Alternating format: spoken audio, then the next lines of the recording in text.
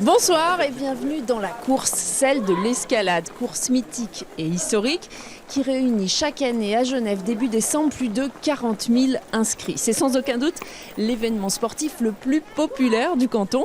Alors pour en parler, nous avons fait appel à celui qui court plus vite que son ombre, mais surtout celui qui depuis quelques années court après les images. 3, 2, 1, c'est parti.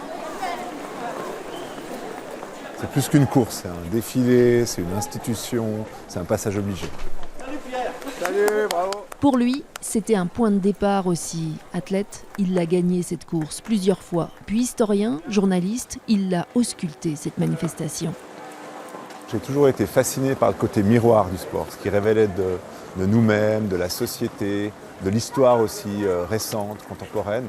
Et je trouvais à travers la course un super sujet d'étude parce que la course c'est à la fois un acte et un geste extrêmement simple, le plus dépouillé qui soit dans le domaine du sport. Et en même temps il a porté au cours des 50 dernières années une symbolique, un combat, une forme de révolution très très forte. Alors Pierre a posé les baskets, mais beaucoup couru. Dans sa tête, pendant 7 ans, il s'est mis à l'écriture de ce documentaire, Free to Run. Une aventure incroyable sur les pistes, dans les archives, dans la rue, dans les stades. Là, il a croisé les rebelles, les besogneux, les clandestines. 80 heures d'interview pour raconter une certaine liberté. Bill Rogers, il était free to run. Quand il gagne le marathon de Boston, regarde la dégaine qu'il a. À l'arrivée, il y a un journaliste qui lui dit mais vous vous rendez compte, si vous n'étiez pas arrêté pour faire vos lacets et que vous aviez continué à courir, vous auriez battu le record du monde. Et puis lui, il dit désolé, mais je suis vraiment incapable de faire deux choses en même temps. Pierre Morat est fasciné par ces pionniers du running et surtout par cette société qui évolue, les années 60, qui ont peur des femmes qui courent. Quand courir devient un moyen d'expression pour tout le monde, puis les années 80 et ce business du marathon qui n'en finit plus.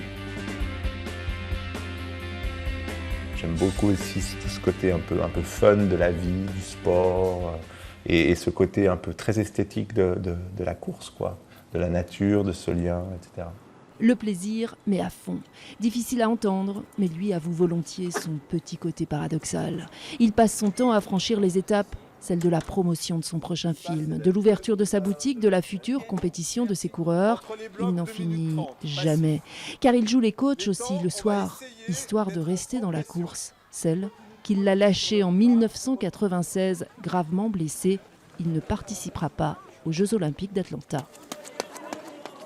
Franchement, si je devais être honnête avec moi-même, je crois que c'est une des grandes fêlures de ma vie.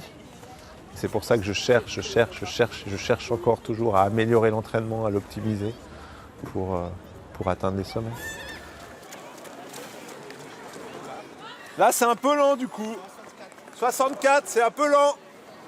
L'exigence qu'ils ont avec eux-mêmes, que j'ai vis-à-vis d'eux, que je leur transmets, elle va leur servir beaucoup dans leur vie au sens large. Moi, c'est tout l'enseignement, au-delà de cette frustration de ne pas avoir été aux Jeux Olympiques, moi, c'est tout l'enseignement que ça m'a donné.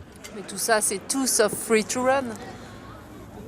La liberté, je pense qu'en étant exigeant avec soi-même, on se donne aussi une liberté par rapport à beaucoup de choses dans la vie. Donc, il y a peut-être là encore des passerelles quand même.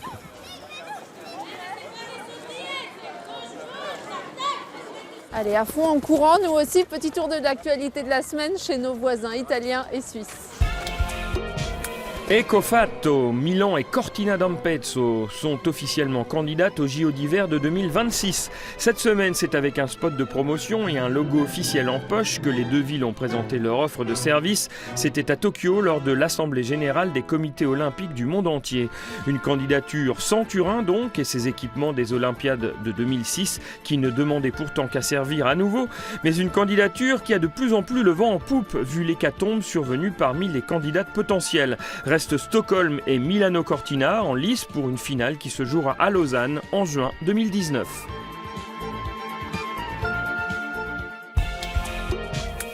Déjà primée en revanche, la gestion suisse du danger d'avalanche, que l'UNESCO vient de classer au patrimoine culturel immatériel de l'humanité.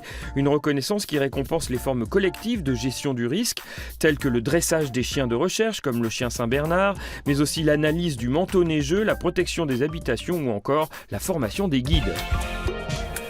Regardez bien ce drone, c'est le plus fort du monde. Les représentants du Guinness Book, le livre des records, sont venus le constater eux-mêmes dans le Piémont cette semaine. 101 kg sous ses 16 hélices, le multirotor italien a soulevé comme une plume l'équivalent du poids d'un bouquetin ou encore d'un sanglier.